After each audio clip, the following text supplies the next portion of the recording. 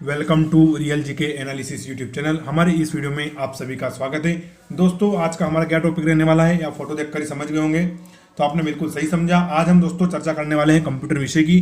Computer के विषय के हम 50 बहुत ही इंपॉर्टेंट क्वेश्चन आज देखने वाले। कितने? तो 50 टोटल हम क्वेश्चन देखेंगे, जो कि सारे ही प्रीवियस ईयर क्वेश्चन है। और जो दोस्तों हमने क्वेश्चन लिए हैं, ये एसएससी के एग्जाम से, जितने भी हमारे बैंकिंग के एग्जाम होते हैं, साथ ही साथ जितने भी स्टेट पीसीएस और स्टेट के एग्जाम होते हैं, वहां से हमने लिए हैं। तो दोस्तों, आज का वीडियो बहुत ही इंपॉर्टेंट रहने वाला है, तो आप वीडियो को पूरा जरूर देखें, क्योंकि हमारे सामने एसएससी जीडी का एग्जाम आने वाला है। बहुत जल्द डेट आ गई है।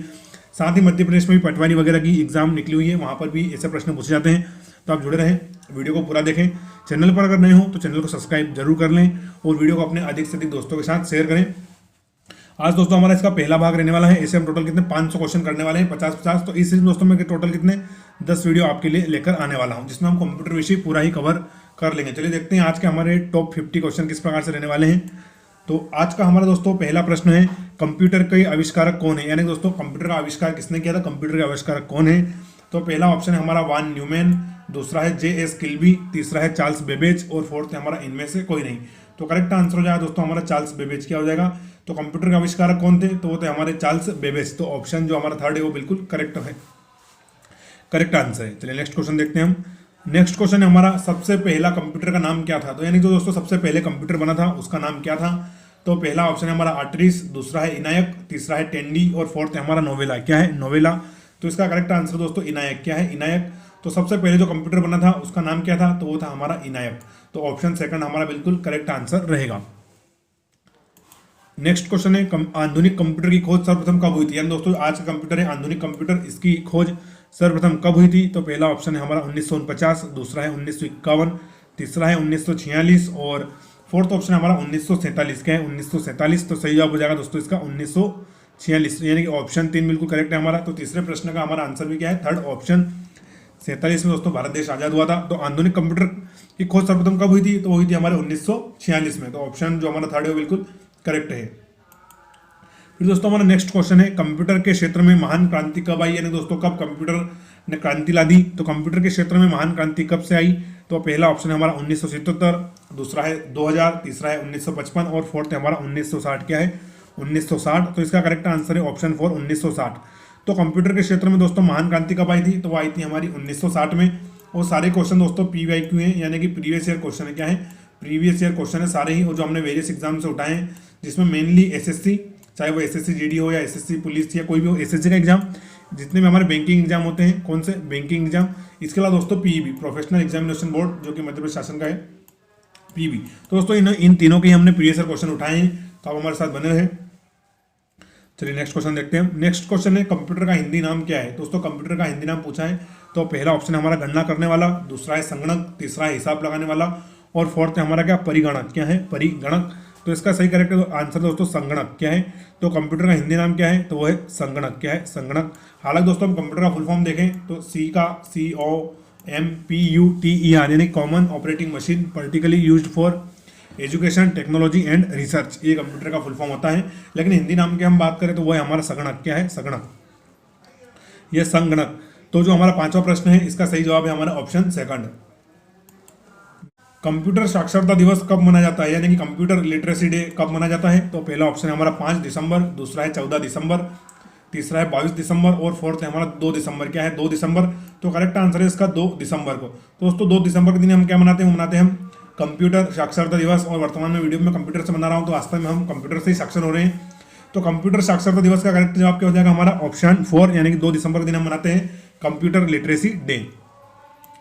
नेक्स्ट क्वेश्चन है हमारा, सीपीयू का पूर्ण रूप क्या है? किसका? तो सीपीयू का पूर्ण रूप पूछा है, तो पहला है हमारा सेंट्रल प्रोसेसिंग यूनिट, दूसरा ऑप्शन है सेंट्रल प्रॉब्लम यूनिट, तीसरा है सेंट्रल प्रोसेसिंग यूनियन, और फोर्थ है हमारा इनमें से कोई नहीं। क्या है? इनमें से कोई नहीं। तो सही जवाब हो जाएगा दोस्तों हमारा सेंट्रल प्रोसेसिंग यूनिट। क्या हो जाएगा? Central processing unit full form होता है हमारे किसका? सीपीयू का। तो सीपीयू का पूर्ण रूप क्या है? तो central processing unit. Option A हमारा बिल्कुल करेक्ट जवाब है।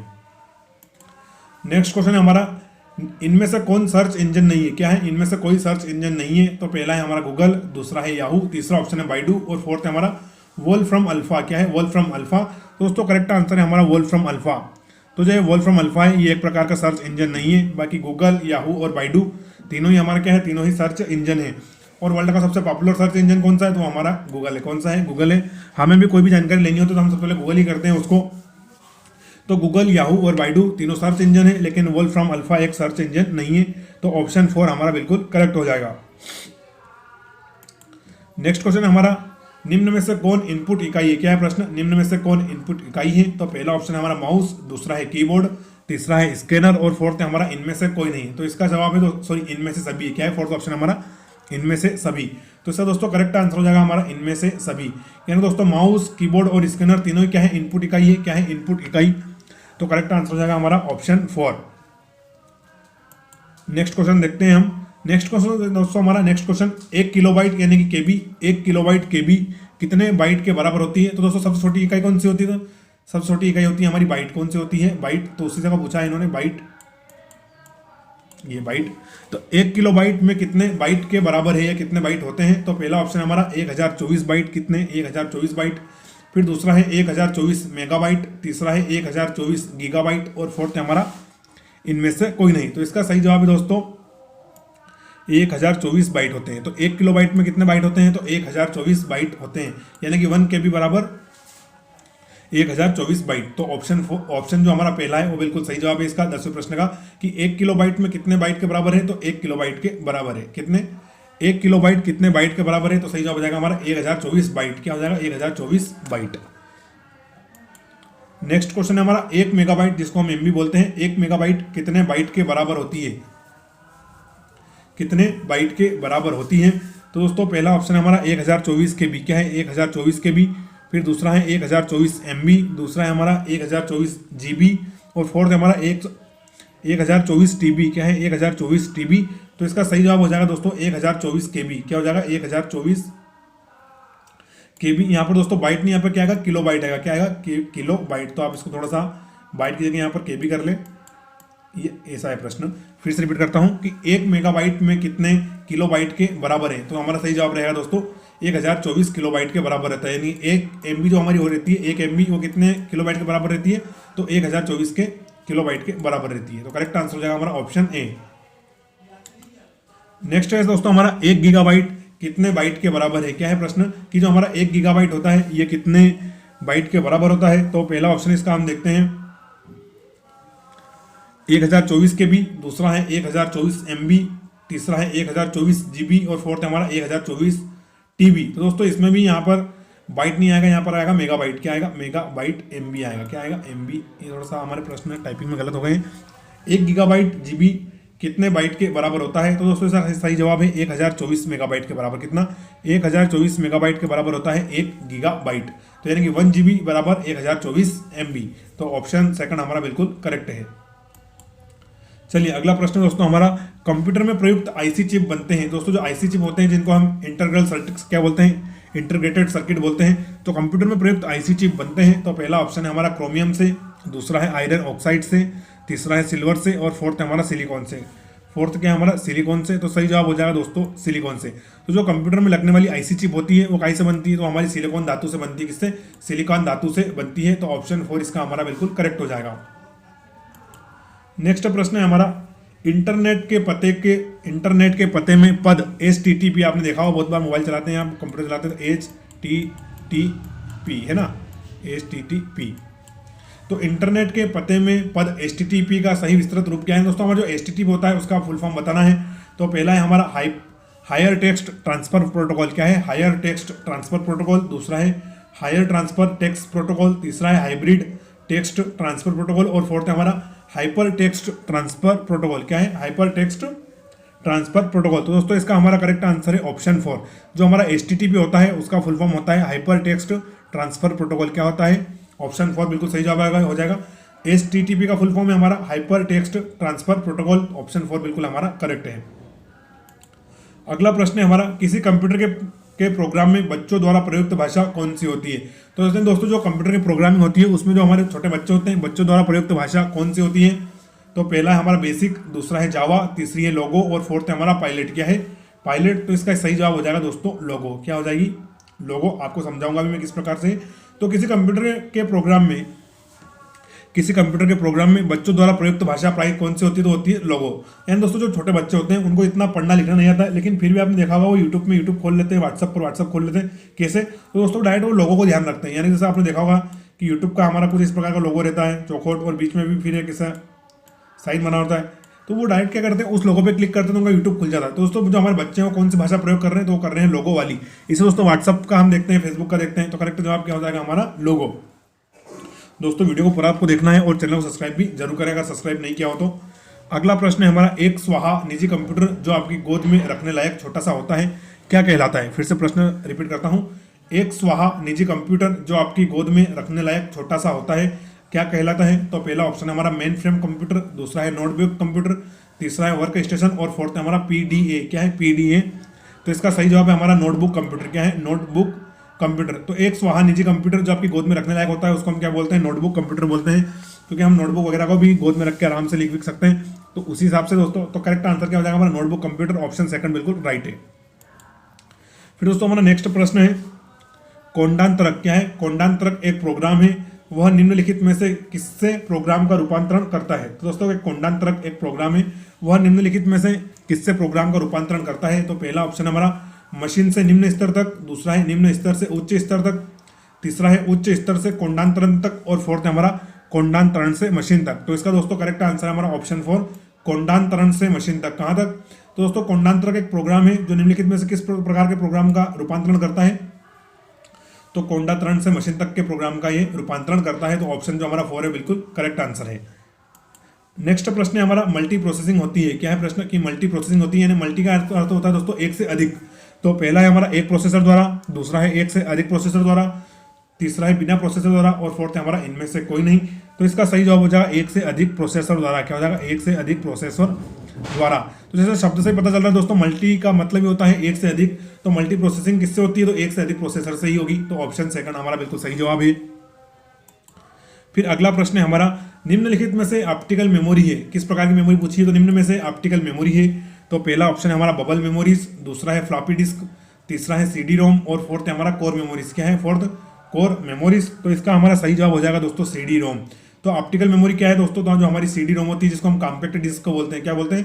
Compact disc. तो सीडी रोम हमारा सही जवाब है, वो ऑप्टिकल मेमोरी का उदाहरण है। तो ऑप्शन थर्ड हमारा इस प्रश्न का बिल्कुल सही आंसर है।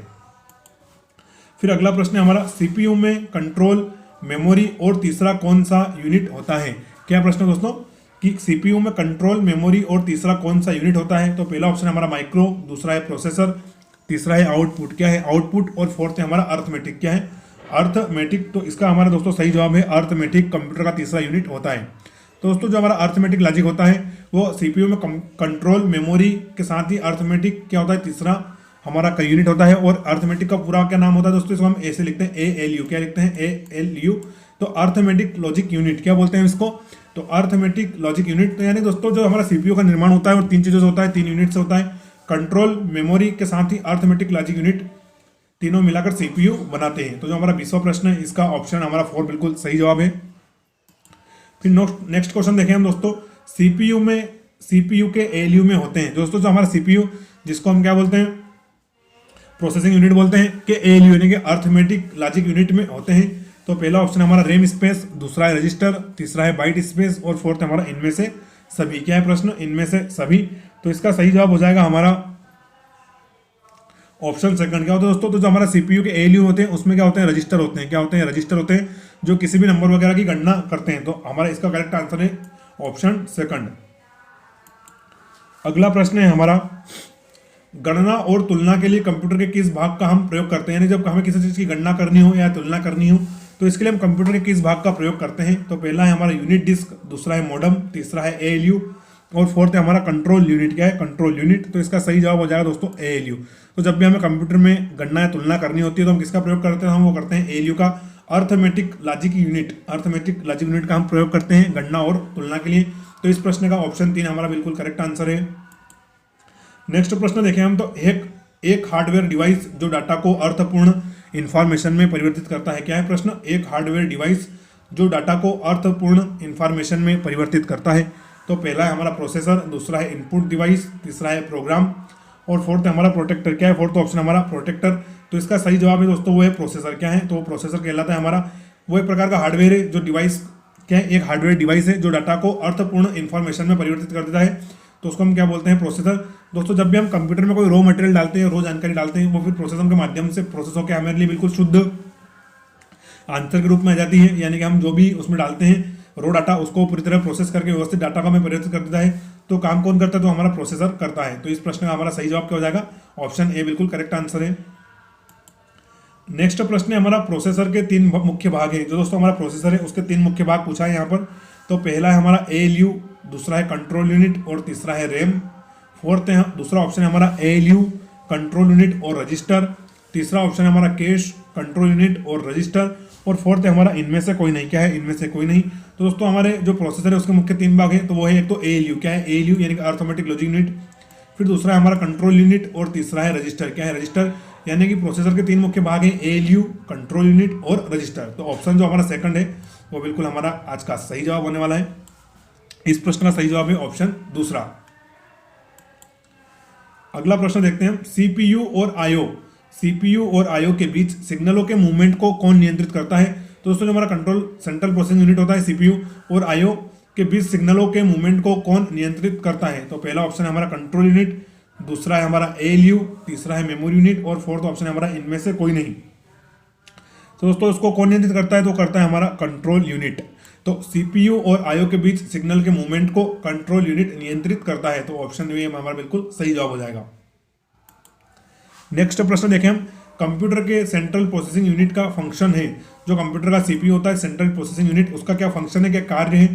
तो पहला है हमारा डेटा को डिलीट करना, दूसरा है इनवाइस बनाता है, तीसरा है गणना और प्रोसेसिंग करता है और फोर्थ है हमारा इनमें से कोई नहीं। तो इसका करेक्ट आंसर हो जाएगा दोस्तों हमारा गणना और प्रोसेसिंग करता है। तो दोस्तों जो हमारा सीपीयू होता है कंप्यूटर में सेंट्रल प्रोसेसिंग यूनिट, वो क्या कार्य करता है, तो गणनाएं करता है और प्रोसेसिंग करता है। तो ऑप्शन तीसरा हमारा बिल्कुल सही जवाब है इस प्रश्न का।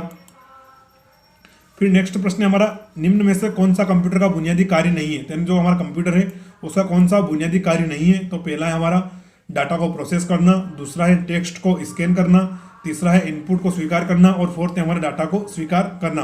तो इसका सही जवाब दोस्तों टेक्स्ट को स्कैन करना। तो दोस्तों कंप्यूटर का बुनियादी कार्य नहीं है, यानी कि उसका मुख्य कार्य बुनियादी कार्य जिस पर उसकी बुनियाद टिकी हुई है कंप्यूटर की, तो उसका बुनियादी कार्य है नहीं है टेक्स्ट को स्कैन करना। तो ऑप्शन सेकंड हमारा बिल्कुल करेक्ट हो जाएगा।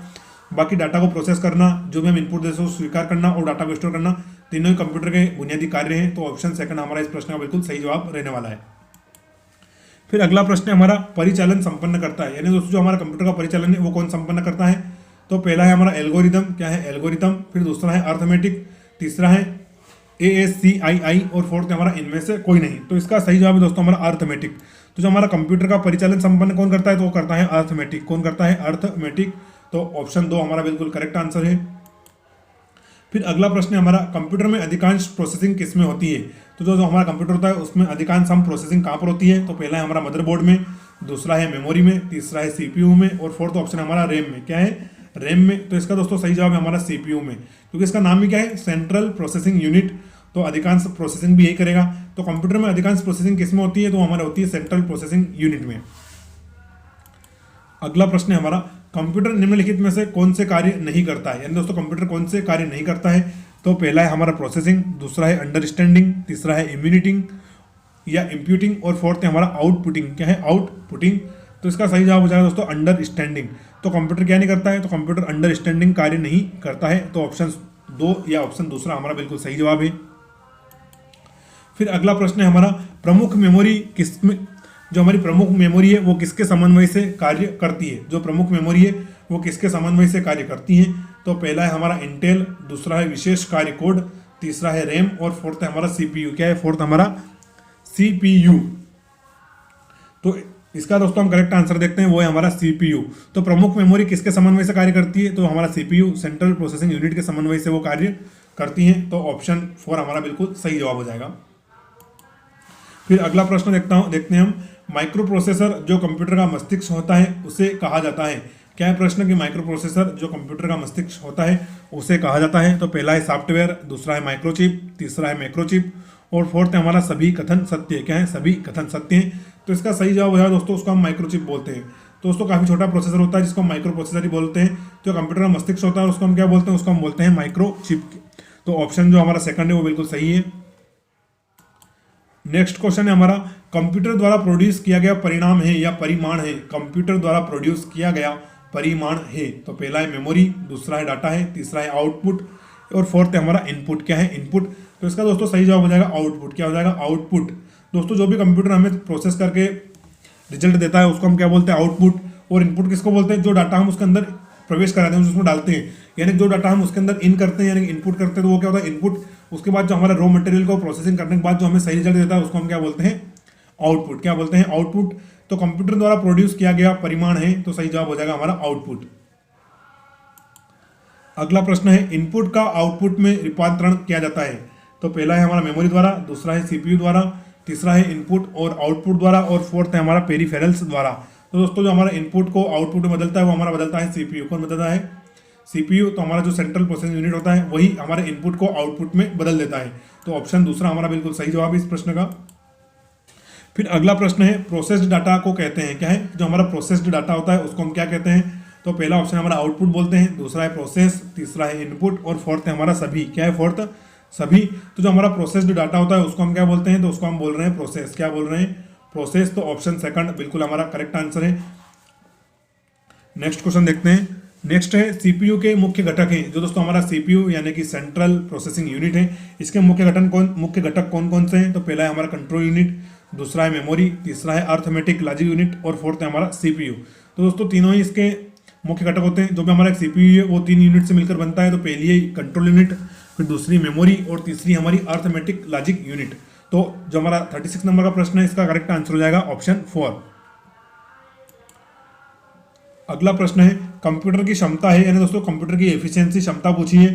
तो पहला है हमारा निम्न, दूसरी है उच्च, तीसरा है सीमित और फोर्थ है हमारा असीमित। क्या है? असीमित। तो दोस्तों इसका सही जवाब हो जाएगा सीमित है। यानी दोस्तों कंप्यूटर की क्षमता किस प्रकार की? तो सीमित क्षमता है। जितना इसमें हमने प्रोसेसिंग डाला है, जिसमें इतना हमने इंटेलिजेंस डाला है उतना ये काम कर पाएगा। तो कंप्यूटर की क्षमता कितनी होती है? तो वो है सीमित। तो ऑप्शन तीसरा हमारा बिल्कुल करेक्ट आंसर है। नेक्स्ट प्रश्न है, कंप्यूटर को किस प्रकार की बुद्धि की संज्ञा दी गई है? दोस्तों हमारी कंप्यूटर की बुद्धि होती है उसको हमने किस प्रकार की संज्ञा दी है? तो पहला है मानव बुद्धि, दूसरा है कृत्रिम बुद्धि, तीसरा है शुद्ध बुद्धि और फोर्थ है हमारा अन्य। क्या है? फोर्थ अन्य। तो दोस्तों सही जवाब हो जाएगा, उसको हमने कृत्रिम बुद्धि की संज्ञा दी है। यानी जो हमारे कंप्यूटर की किस प्रकार की बुद्धि, तो कृत्रिम बुद्धि है, जिसको हम क्या बोलते हैं? आर्टिफिशियल। तो जो दोस्तों कंप्यूटर का माइंड या मस्तिष्क होता है वो किस प्रकार का होता है? तो आर्टिफिशियल प्रकार का होता है। तो ऑप्शन सेकंड हमारा बिल्कुल करेक्ट आंसर है। अगला प्रश्न है, मनुष्य की स्मरण शक्ति कंप्यूटर की तुलना में होती है। यानी दोस्तों जो मनुष्य की याद करने की क्षमता है वो कंप्यूटर की तुलना में कैसी होती है? तो पहला है हमारा सामान्य, दूसरा है उच्च, तीसरा है निम्न और फोर्थ है हमारा औसत। क्या है? फोर्थ हमारा औसत। तो दोस्तों इसका सही जवाब हो जाएगा सामान्य। तो जो मनुष्य की स्मरण शक्ति होती है वो कंप्यूटर की तुलना में किस प्रकार की होती है? तो सामान्य होती है। नेक्स्ट क्वेश्चन था हमारा, मानव मन तथा कंप्यूटर में किसकी गति अधिक है? तो दोस्तों कंपैरिजन कर रहा है ये मानव मन और कंप्यूटर में, तो किसकी गति अधिक है? तो पहला है हमारा कंप्यूटर की, दूसरा है मानव मन की, तीसरा दोनों में बराबर है और फोर्थ है हमारा इनमें से कोई नहीं। तो दोस्तों कंप्यूटर और मानव मन दोनों में गति किसकी अधिक है? तो हमारे मानव मन की गति अधिक है। दोस्तों मानव मन 1 मिनट में इंडिया, तो दूसरे मिनट में पाकिस्तान, तीसरे में चाइना, फोर्थ में यूएसए पहुंच जाता है, या यूं कहें 1 सेकंड में पहुंच जाता है। तो मानव मन तथा कंप्यूटर में किसकी गति अधिक है? तो पहला दूसरा ऑप्शन है हमारा मानव मन, ये बिल्कुल हमारा करेक्ट आंसर है। नेक्स्ट क्वेश्चन है, ईडीपी क्या है? क्या है ईडीपी? दोस्तों ईडीपी का फुल फॉर्म पूछा है और कंप्यूटर के जो हमारे रिलेटेड क्वेश्चन होते हैं उसमें फुल फॉर्म बहुत पूछे जाते हैं, चाहे सीपीयू का हो, फिर हमारा एचटीटीपी का हो, एएलयू का हो और ईडीपी आ गया है। तो ईडीपी का फुल फॉर्म क्या है ये पूछा है। तो पहला ऑप्शन हमारा इलेक्ट्रॉनिक डाटा पावर, दूसरा है इलेक्ट्रॉनिक डाटा पर्सनल, तीसरा है इलेक्ट्रॉनिक डाटा पार्ट और फोर्थ है हमारा इलेक्ट्रॉनिक डाटा प्रोसेसिंग। क्या है? Electronic data processing. तो दोस्तों ईडीपी का फुल फॉर्म है हमारा इलेक्ट्रॉनिक डाटा प्रोसेसिंग। क्या है? इलेक्ट्रॉनिक डाटा प्रोसेसिंग, ये हमारा फुल फॉर्म है ईडीपी का। तो इस प्रश्न का हमारा जो आंसर चौथा है बिल्कुल करेक्ट है। क्या है? ऑप्शन 4 हमारा इसका बिल्कुल करेक्ट है। अगला है, कंप्यूटर में सूचना किसे कहते हैं? क्या है कि कंप्यूटर में सूचना किसे कहते हैं? तो पहला है डाटा को, दूसरा है संख्याओं को, तीसरा है एकत्रित डाटा को और फोर्थ है हमारा ये सभी। क्या है? फोर्थ हमारा ये सभी। तो इसका सही जवाब हो जाएगा एकत्रित डाटा को। तो दोस्तों कंप्यूटर में सूचना किसको बोलते हैं? जो भी हम डाटा एकत्रित करते हैं उसमें डालते हैं तो उसको कंप्यूटर में क्या बोलते हैं? सूचना। तो करेक्ट आंसर है हमारा ऑप्शन 3। अगला प्रश्न देखते हैं हम, कंप्यूटर में डेटा किसे कहा जाता है? तो पहला है हमारा चिन्ह को, दूसरा है संख्या को, तीसरा है दी गई सूचनाओं को और फोर्थ है हमारा चिन्ह व संख्यात्मक सूचनाओं को। तो इसका सही जवाब हो जाएगा दोस्तों कंप्यूटर में डाटा हम चिन्ह के रूप में और संख्या के रूप में बोलते हैं। दोनों को ही हम डेटा बोलते हैं। क्या बोलते हैं? दोनों को ही डेटा बोलते हैं। यानी कि जो हम कंप्यूटर में डाटा डालते हैं वो चाहे चिन्ह के रूप में डालें या संख्या के रूप में डालें, वो होता डेटा ही है। तो कंप्यूटर में डेटा किसे कहा जाता है? तो ऑप्शन 4 बिल्कुल सही है। चिन्ह एवं संख्यात्मक सूचनाओं को कंप्यूटर में डेटा कहा जाता है। तो ऑप्शन 4 बिल्कुल सही जवाब है। अगला प्रश्न है हमारा, इनपुट का आउटपुट में रूपांतरण किसके द्वारा किया जाता है? यानी दोस्तों इनपुट होता है जो हम डालते हैं, फिर वो कंप्यूटर आउटपुट डालता है, आउटपुट बना के भेजता है। तो इनपुट का आउटपुट में रूपांतरण किसके द्वारा किया जाता है? तो पहला है मेमोरी द्वारा, दूसरा है स्टोरेज, तीसरा है सीपीयू और फोर्थ है हमारा इनपुट आउटपुट यूनिट। क्या है? Input output unit. तो इसका करेक्ट आंसर हो जाएगा हमारा सीपीयू यानी कि सेंट्रल प्रोसेसिंग यूनिट। तो दोस्तों जो भी हम इनपुट डालते हैं उसका आउटपुट में रूपांतरण कौन करता है? तो हमारा सीपीयू करता है। अगला प्रश्न है, कंप्यूटर में जाने वाले डाटा को क्या कहते हैं? दोस्तों कंप्यूटर में डाटा डालते हैं उसको क्या कहते हैं? तो पहला है हमारा एल्गोरिदम, दूसरा है इनपुट, दूसरा है आउटपुट और फोर्थ है हमारा कैलकुलेशंस। क्या है? कैलकुलेशंस। तो इसका सही जवाब हो जाएगा दोस्तों हमारा इनपुट। क्या हो जाएगा? इनपुट। तो हम कंप्यूटर में जो भी डाटा डालते हैं उसको हम क्या बोलते हैं? इनपुट। और जो हमें कंप्यूटर देता है उसको हम क्या बोलते हैं? तो इनपुट। चलिए नेक्स्ट क्वेश्चन देख रहे हैं, डेटा प्रोसेसिंग का अर्थ है। क्या है? डेटा प्रोसेसिंग का अर्थ है तो पहला है गणना करना, गणना का कार्य करना, दूसरा है डेटा का संग्रह करना, तीसरा है कंप्यूटर की कार्यप्रणाली और फोर्थ है हमारा ऑप्शन वाणिज्यिक उपयोग के लिए जानकारी तैयार करना। क्या है? तो फिर से रिपीट कर दूं, पहला है गणना कार्य करना, दूसरा है डेटा का संग्रह, तीसरा है कंप्यूटर की कार्यप्रणाली और फोर्थ है हमारा वाणिज्यिक उपयोग के लिए जानकारी तैयार करना। तो दोस्तों इसका सही जवाब हो जाएगा हमारा वाणिज्यिक उपयोग के लिए जानकारी तैयार करना। तो दोस्तों जो भी हम डाटा डालते हैं उसका हम कहीं ना कहीं कमर्शियल प्रयोग जरूर करते हैं उस डाटा का, चाहे हमें कोई सर्वे करना हो या हमें रिजल्ट निकालना हो या हमें और भी कोई काम करना हो। तो जो डेटा प्रोसेसिंग का अर्थ क्या है? तो वो है वाणिज्यिक उपयोग के लिए जानकारी तैयार करना। नेक्स्ट क्वेश्चन है, एटीएम क्या होता है? दोस्तों एटीएम जिसका फुल फॉर्म होता है ऑटोमेटिक टेलर मशीन। क्या होता है? Automatic teller machine. तो एटीएम क्या होता है हमारा? एटीएम क्या होता है? तो पहला है बिना स्टाफ के नकदी, बिना स्टाफ के नकदी देने का काउंटर, दूसरा है बैंकों के स्टाफ मुक्त युक्त काउंटर, फिर तीसरा है बैंकों की शाखाएं और फोर्थ है हमारा इनमें से कोई नहीं। क्या है? इनमें से कोई नहीं। तो दोस्तों करेक्ट आंसर है ऑप्शन 1। जो एटीएम होता है वो क्या करता है? हमें बिना स्टाफ के पैसा देता है। तो एटीएम क्या होता है? तो बिना स्टाफ के नकदी देने का काउंटर। तो ऑप्शन 1 हमारा बिल्कुल सही जवाब है। आज का सेकंड लास्ट क्वेश्चन देख रहे हैं हम, कंप्यूटर प्रोसेस द्वारा इंफॉर्मेशन में परिवर्तित किए जाते हैं। कंप्यूटर प्रोसेस द्वारा इंफॉर्मेशन में परिवर्तित किए जाते हैं। तो पहला ऑप्शन है इनपुट, दूसरा है डेटा, तीसरा है नंबर और फोर्थ हमारा सभी कथन सत्य। क्या है? सभी कथन सत्य है। तो इसको हम बोलते हैं दोस्तों डेटा। क्या बोलते हैं? डेटा। तो कंप्यूटर प्रोसेस द्वारा इंफॉर्मेशन में परिवर्तित किए जाते हैं तो हमारे डेटा परिवर्तित किए जाते हैं। चलिए आज का लास्ट क्वेश्चन देखते हैं, एक इलेक्ट्रॉनिक डिवाइस जो डेटा को इंफॉर्मेशन में कन्वर्ट करते हुए प्रोसेस करता है। फिर से प्रश्न रिपीट कर रहा हूं, एक इलेक्ट्रॉनिक डिवाइस जो डाटा को इंफॉर्मेशन में कन्वर्ट करते हुए प्रोसेस करता है। तो पहला है कंप्यूटर, दूसरा है केस, तीसरा है प्रोसेसर और फोर्थ है हमारा इनमें से कोई नहीं। तो इसका सही जवाब हो जाएगा दोस्तों प्रोसेसर। क्या हो जाएगा? हमारा प्रोसेसर। तो दोस्तों प्रोसेसर एक इलेक्ट्रॉनिक डिवाइस है जो हमारे डाटा को इन्फॉर्मेशन में कन्वर्ट करते हुए उसको प्रोसेस करता है। तो दोस्तों आज का हमारा अंतिम प्रश्न था, ये हमारा पार्ट 1 था। ऐसे में टोटल कितने 10 भाग लाने वाला हूँ। कितने? 10 भाग, जिसमें हम टोटल 500 से अधिक प्रीवियस ईयर क्वेश्चन कवर करने वाले हैं। तो आशा करता हूँ कि आपने हमारा ये वीडियो पूरा देखा होगा। चैनल पर अगर नए हो तो चैनल को सब्सक्राइब जरूर कर लें और अपने दोस्तों के साथ भी वीडियो को शेयर करें। दोस्तों एसएससी जीडी वगैरह के एग्जाम अब आने ही वाले हैं तो उसके लिए ये सीरीज बहुत इंपॉर्टेंट है, तो आप इसको जरूर देखें। पार्ट 2 भी बहुत जल्द आ जाएगा और इस वीडियो को अपने अधिक से अधिक दोस्तों के साथ भी शेयर करना है और सब्सक्राइब करना बिल्कुल भी नहीं भूलना है। Thank you.